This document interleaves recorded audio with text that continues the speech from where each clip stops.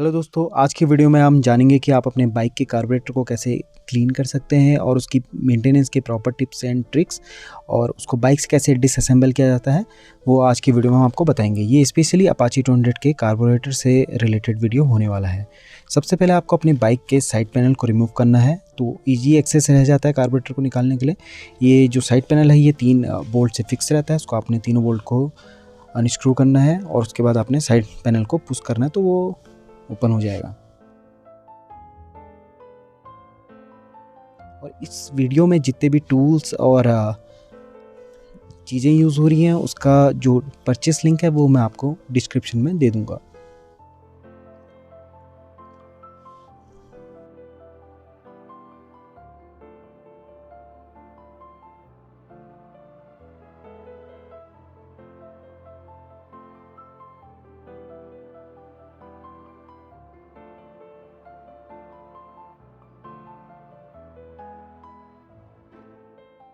Bolt open करने के बाद आपने बस एक साइड पैनल को एक हल्का सा पुश करना है जो ईजिली बाहर आ जाता है।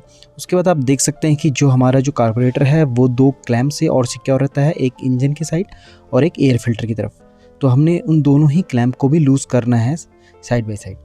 जैसे कि आप देख सकते हैं कि ये एक स्क्रू ये और एक इंजन की तरफ, उन दोनों स्क्रू को आपने लूज़ करना है। ऑल द वे एंड तक आपने उनको ओपन नहीं करना है, ऑल द वे एंड तक आपने उनको सिर्फ अनस्क्रू करना है।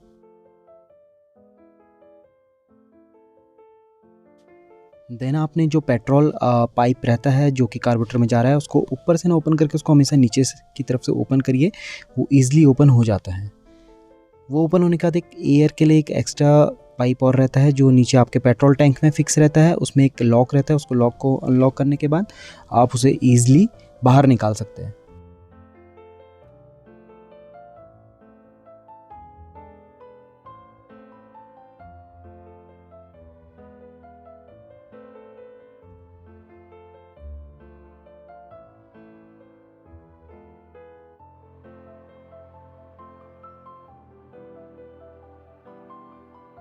कार्बोरेटर में जो एक्सीलेटर वायर रहती है उसको रिमूव करना है। उसको रिमूव करने के लिए आपने ऊपर वाले बोल्ट को 8 mm के स्पैनर की हेल्प से आपने उसको भी लूज़ करके और नीचे वाले बोल्ट को ऑल द वे पूरा खोलना है। उसके बाद आपने उसको ईजिली बाहर निकाल लेना है।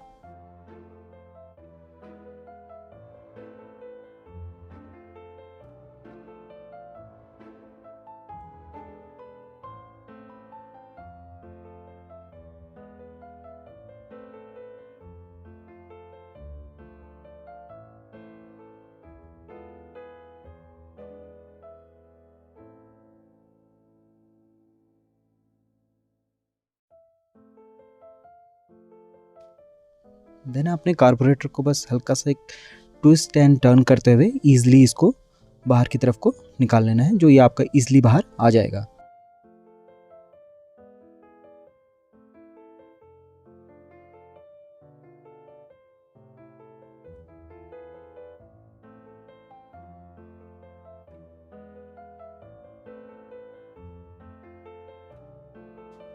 अब हम कार्बोरेटर को क्लीन करेंगे। क्लीन करने के लिए आपको सबसे पहले एक बर्तन लेना है जिसमें आप सारे कार्बोरेटर को पार्ट्स को रख सकें ताकि कोई भी पार्ट्स आपका खोए ना। सबसे पहले आपने थोरोली कार्बोरेटर को बाहर से क्लीन कर लेना है और उसके बाद एक बाउल में एक थोड़ा सा पेट्रोल ले लेंगे। पेट्रोल लेने के बाद उसको बाहर से कार्बोरेटर के बाहर से जितनी भी डर्ट है वो सबको हम क्लीन करेंगे।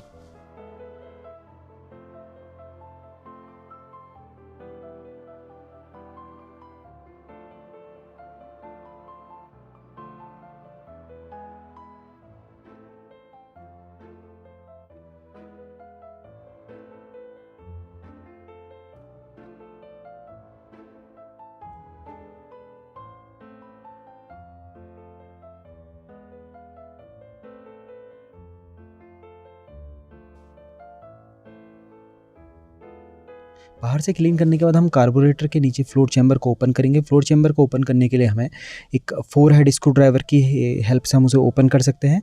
बोल्ट को ओपन करने से पहले हल्का सा उन्हें टैप करिएगा, क्योंकि अगर वो स्लिप हो गए तो फिर उन बोल्ट का रिप्लेसमेंट मिलना काफ़ी मुश्किल हो जाता है और ये बोल्ट काफ़ी ईजिली स्लिप हो जाते हैं। तो आपने नीचे फ्लोर चैम्बर को ओपन करना है।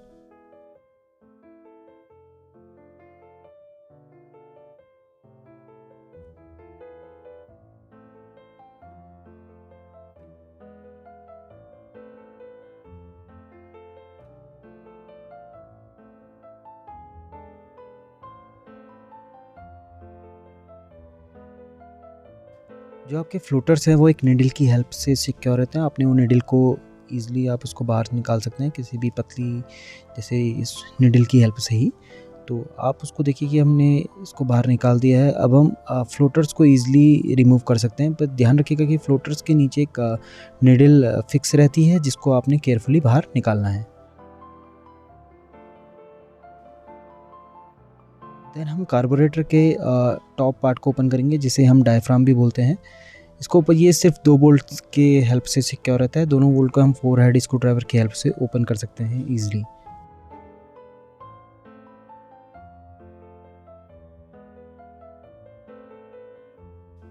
इसे रिमूव करने पर हमें एक स्प्रिंग मिलती है। स्प्रिंग को आपको ऐसे ध्यान रखने की उसकी डायरेक्शन ध्यान रखने की ज़रूरत नहीं, क्योंकि ये बाई डायरेक्शनल होती है। आप इसको दोनों ही एंड से कैसे भी फिक्स कर सकते हैं। उसके बाद हम इसका बटरफ्लाई को इसको हम बाहर निकालेंगे, जिसको हम स्लाइड भी कहते हैं। स्लाइड के ऊपर बटरफ्लाई लगी रहती है और आप स्लाइड को अच्छे से नोटिस करिएगा कि अगर वो ज़्यादा ही घिस गई है या फिर उसमें काफ़ी ज़्यादा स्क्रैचेस टाइप आपको दिख रहे हैं, तो आपको उसको चेंज करने की ज़रूरत है।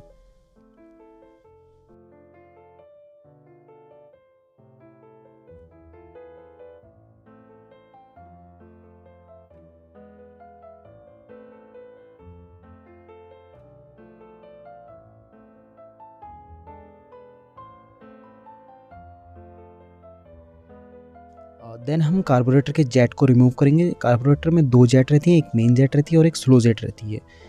और जो मेन जेट है वो उसको हम 7 mm स्पैनर की मदद से, हम रिंग स्पैनर की मदद से ईज़िली ओपन कर सकते हैं, और जो स्लो जेट है उसको हमको एक फ्लैट हेड स्क्रू ड्राइवर की हेल्प से ओपन करना है।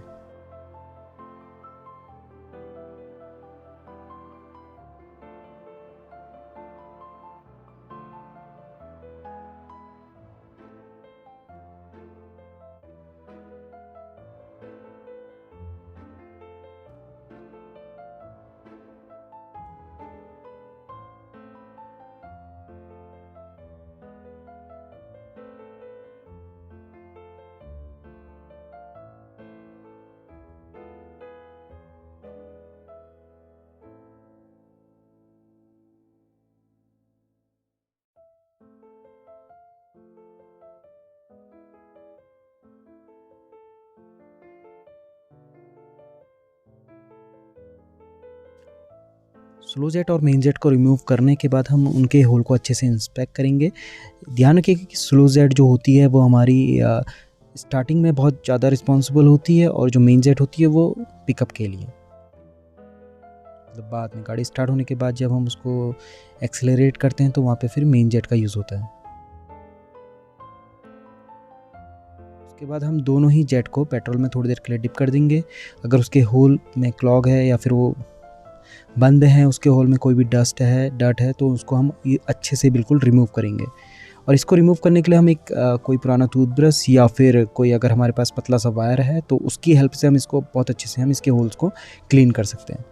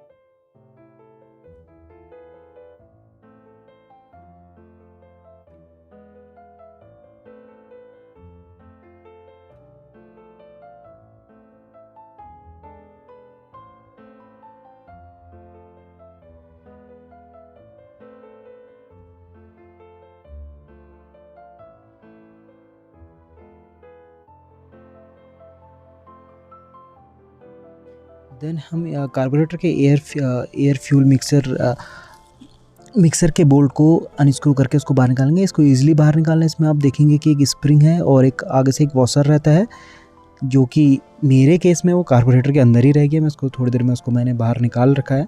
इसको आपने बहुत अच्छे से और केयरफुली आपने इसको क्लीन करना है।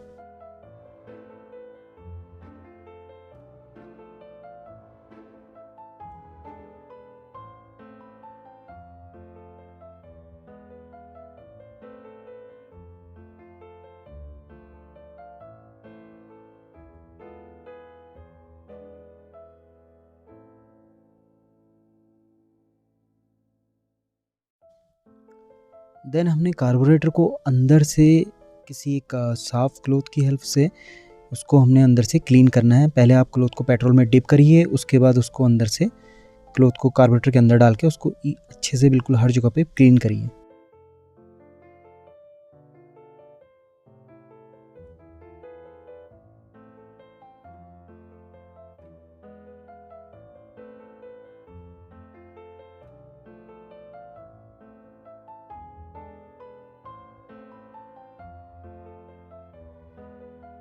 एयर फ्यूल मिक्सचर बोल्ट को क्लीन करने के बाद उसको मैं फिक्स कर रहा हूँ, जो कि हमारे एवरेज के लिए, माइलेज के लिए और स्टार्टिंग के लिए बहुत ज़रूरी है कि इसको कैसे सेट करना है। इसको सेट करने मैं आपको नेक्स्ट वीडियो में बताऊंगा कि इसको कैसे प्रॉपर एडजस्ट किया जाता है।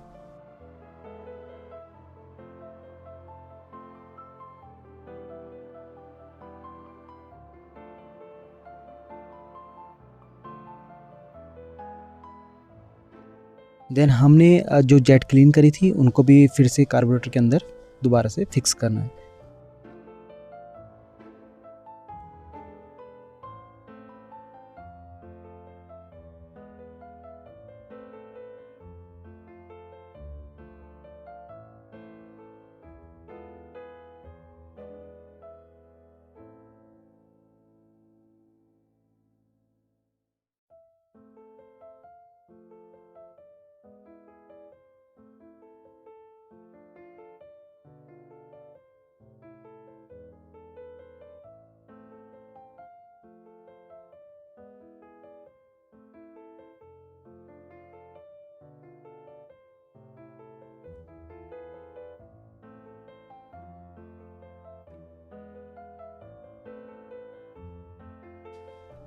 उसके बाद आप देखेंगे कि स्क्रीन पे आप जैसे कि देख सकते हैं कि जो मेन जेट का जो स्पेसर है उसको आपने कैसे कार्बोरेटर में फिक्स करना है।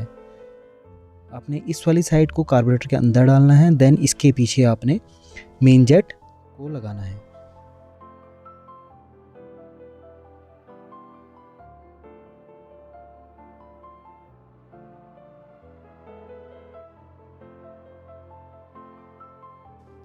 इस स्पेसर को लगाने के लिए देखेंगे कि आप इसके बीच में एक लाइन है और एक साइड का पार्ट लंबा है और एक साइड का छोटा है। जो जिस साइड का पार्ट लंबा है उसको आपने पहले कार्बोरेटर के अंदर, वो अंदर की तरफ को जाएगा, और जो पार्ट छोटा है वो बाहर की तरफ को, फिर उसके ऊपर मेन जेट लगेगी।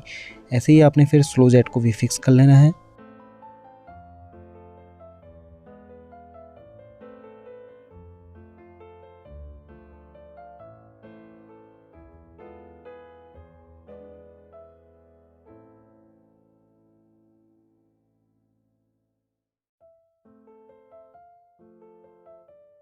जेट को फिक्स करते टाइम एक चीज़ का ध्यान रखना है कि आपने इनको ज़्यादा ओवर टाइट नहीं करना है। आपने इन्हें फिंगर टाइट से थोड़ा सा बहुत टाइट और करना है, बस हो गया, दैट्स इट।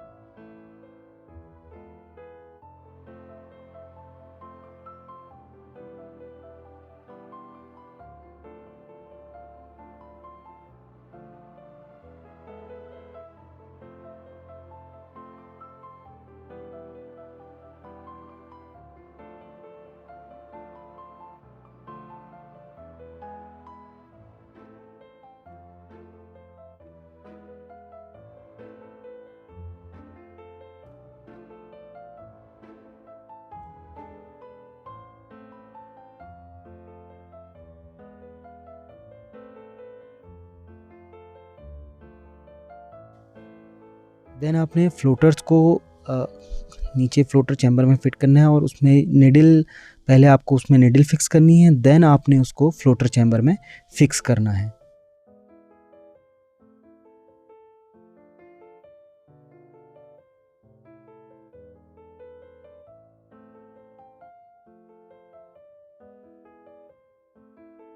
देन आपने उसे सिक्योर करने के लिए उसे नीडल से सिक्योर करना है।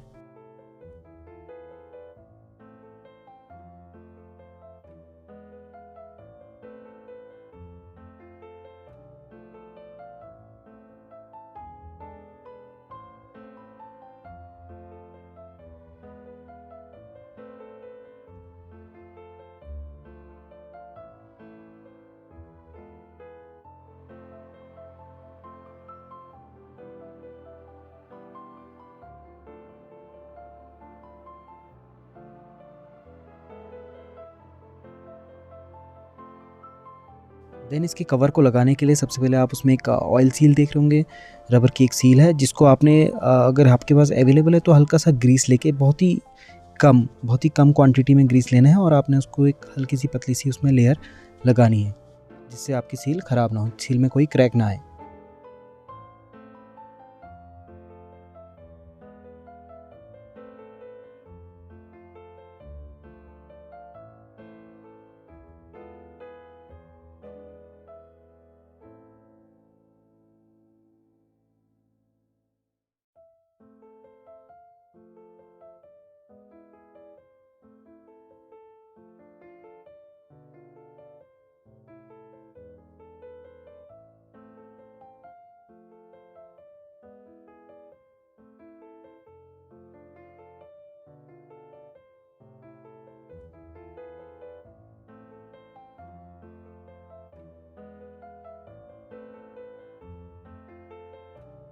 हमेशा एक चीज़ का ध्यान रखें, जब भी आप फ्लोटर चैम्बर के बोल्ट को आप फिक्स करते हो तो हमेशा उन्हें क्रिस क्रॉस पैटर्न में ही टाइट करिएगा।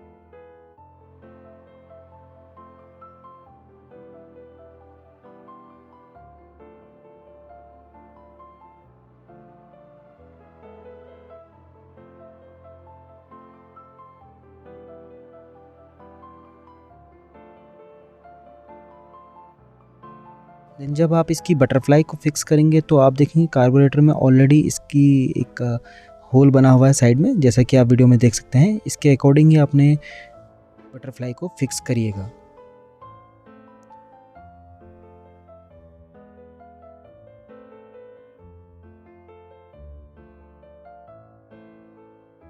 स्प्रिंग है वो बाई डायरेक्शनल होती है, वो मैंने आपको पहले ही बताया था कि आप इसको कैसे भी लगा सकते हैं, चाहे सीधा लगाएं चाहे उल्टा लगाएं, इससे कोई फ़र्क नहीं पड़ने वाला।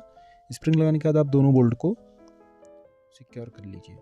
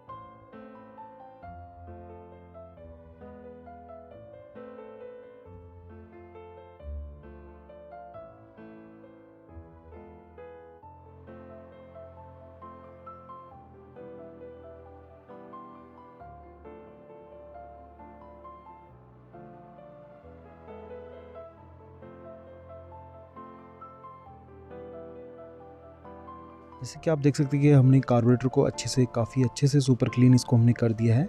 इसके बाद चलिए मैं इसको बाइक में लगाता हूँ और उसके बाद मैं आपको अपनी बाइक की आवाज़ सुनाता हूँ।